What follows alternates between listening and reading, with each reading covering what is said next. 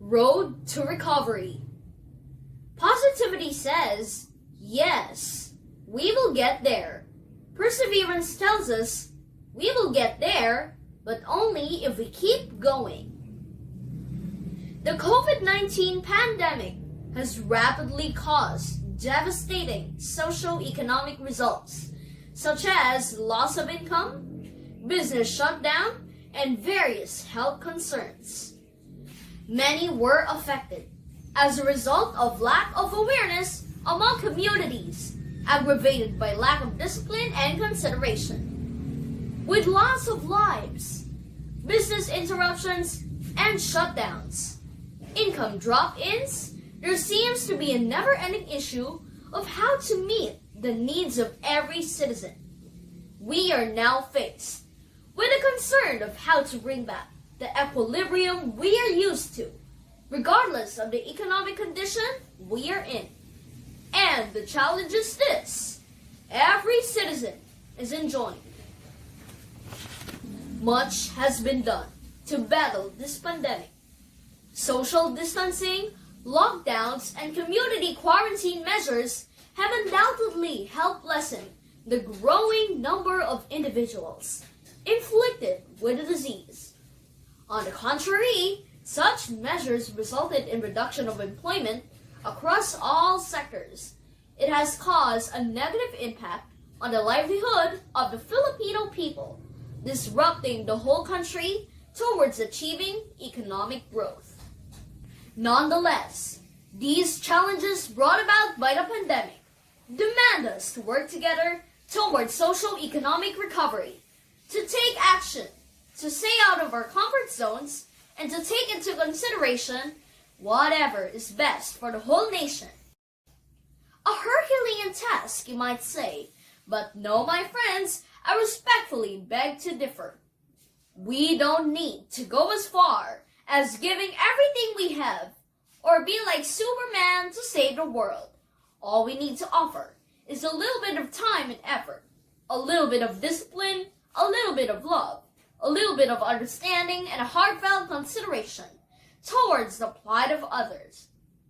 All these little things, when put together, will definitely redound to a whole lot of good for many. After all, big things are best achieved when we start small. These, I believe, are the ways we can lead meaningful and decent lives as active and exemplary citizens. The current situation also demands us to learn to adapt to challenges and changes. Doing so would mean having to participate in all government efforts towards socio-economic recovery and taking the time to engage and take part in our fight against the invisible enemy, and together we will rise to the occasion and rebuild our dwindling nation. Today's theme highlights important data and information that involve us. It may run through the exact number of COVID-19 victims, infected, recoveries, and deaths. It may also include the percentage or number of places affected and unaffected. Let us not also forget that correct information is needed in providing help to our less fortunate and less privileged brothers and sisters.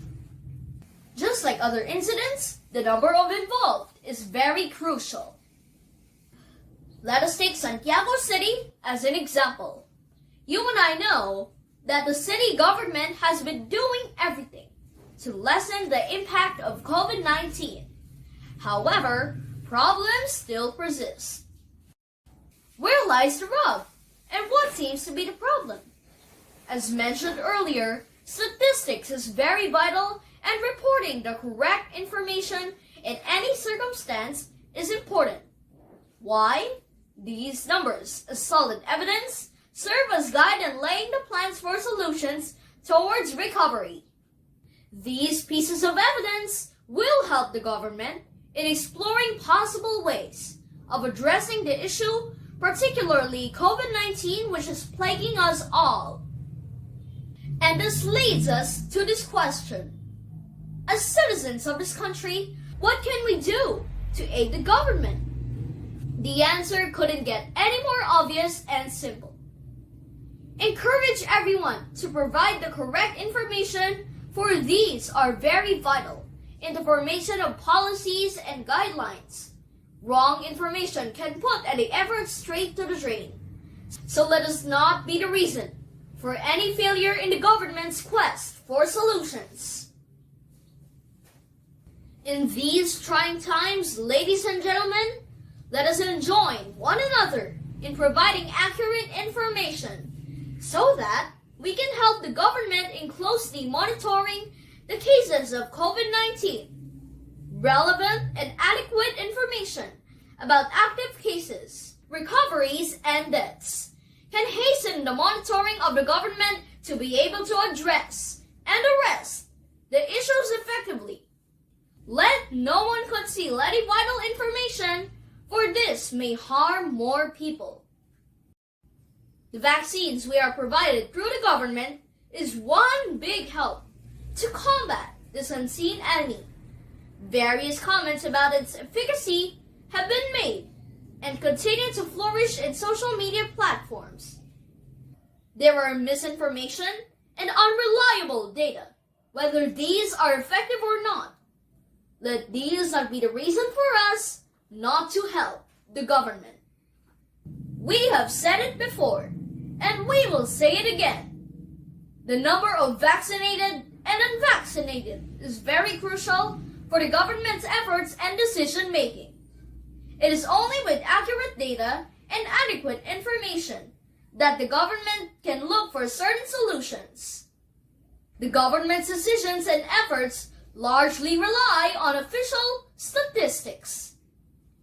As we progress in this fight as a nation, let us not remain indifferent to the call for unity. Now is the best time to unite. Not tomorrow, not even a moment sooner.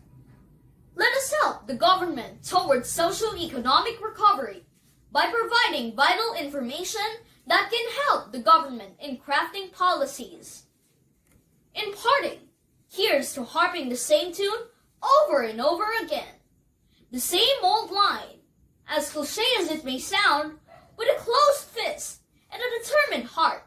I say, let us pick up the broken pieces and help build our nation again.